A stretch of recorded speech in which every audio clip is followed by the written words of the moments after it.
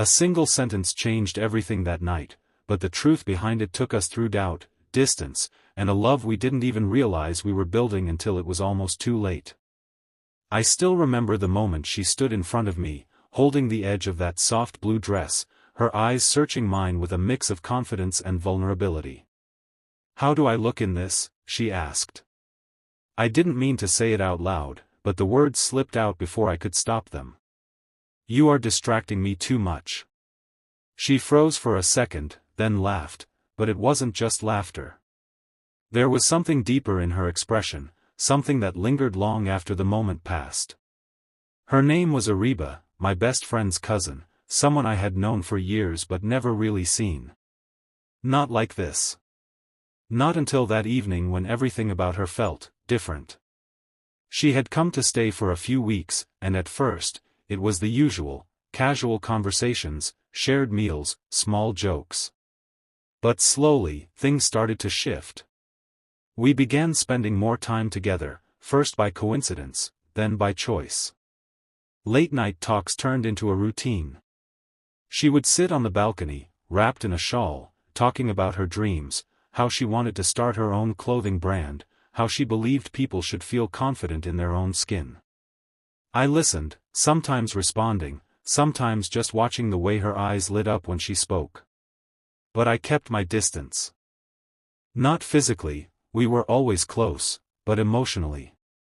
I told myself it wasn't right. She would leave soon. This was temporary. Yet every time she smiled at me, every time she laughed at something only I understood, that distance became harder to maintain. One evening, it started raining heavily. The power went out, and the house was wrapped in darkness, lit only by occasional flashes of lightning. She found me in the living room. "Are you scared of thunder?" she teased. "Not really," I replied. "Are you?" She shrugged. "Only when I'm alone." There was a pause, and then she sat beside me, closer than usual. Close enough that I could hear her breathing, feel the warmth of her presence. "Then you're not alone," I said quietly. That was the first moment everything felt real. But reality has a way of testing things. A few days later, I overheard a conversation that changed my perspective.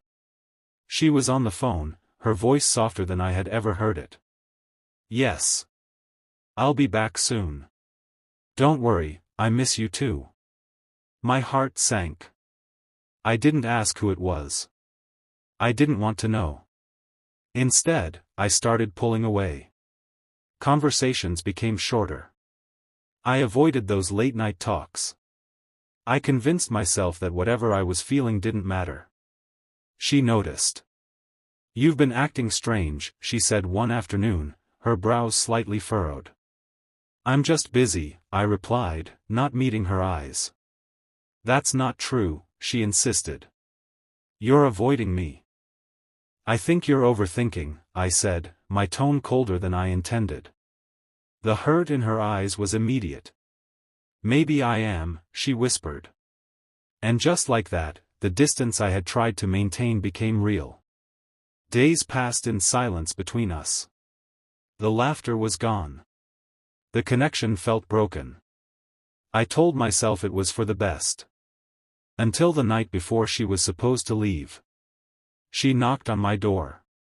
"I don't understand what happened," she said, her voice trembling slightly. "One moment, everything was perfect. And then you just shut me out." I stayed silent. "Did I do something wrong?" she asked. I finally looked at her. "Who were you talking to that day?" She blinked, confused. "What?" "On the phone. You said you missed them." Realization dawned on her face, and then she laughed softly, shaking her head. "That was my sister," she said. "She lives abroad." I hadn't talked to her in weeks. The weight of my assumption crashed down on me. I started, but couldn't finish. "You thought I had someone else?" she asked gently. I nodded. There was a long pause. "You could have asked," she said, her voice not angry, just disappointed. I know, I admitted. I was scared of the answer. And instead, you hurt me without even knowing the truth. Her words cut deep because they were true. I'm sorry, I said. I didn't realize how much you meant to me until I thought I was losing you. She looked at me, her eyes searching for something, maybe sincerity, maybe courage. And now? She asked. Now I know I don't want to lose you, I said honestly. Not because of fear. Not because of assumptions. But because I care about you. More than I expected. She took a step closer. You always had a way of saying things at the wrong time, she said softly. But somehow, they still feel right. I smiled faintly. Like that day, when you asked how you looked? She laughed, a real laugh this time. You embarrassed me. I meant every word, I said. There was silence again, but this time, it wasn't heavy. It was full. So what happens now? She asked. That depends, I replied. Are you still leaving tomorrow? She hesitated. I have to, for now. The word now lingered between us, filled with possibility. But, she added, distance doesn't have to mean the end.